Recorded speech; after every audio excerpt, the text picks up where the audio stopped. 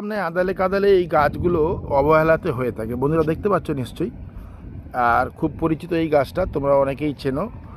আর আমি এই গাছের কিছু গুণাগুণ সম্পর্কে আজকে তোমাদের কাছে বলবো। দেখো এই গাছটা দেখে নাও, ফুলটা দেখতে পাচ্ছ, ফুলটা। আচ্ছা, এই পাতাগুলো দেখো।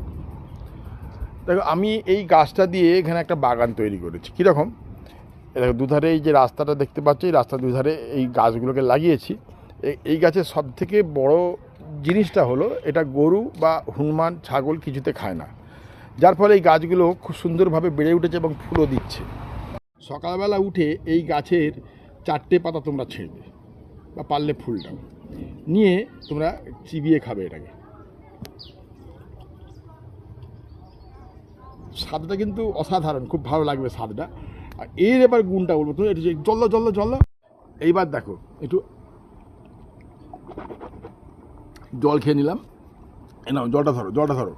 এবার দেখো এই যে পাতাটার আসল গুণটা হলো, যাদের ধরো রক্তাল্পতায় ভুগছে বা যাদের সুগার আছে বিশেষ করে, তাদের ক্ষেত্রে খুব উপকারী।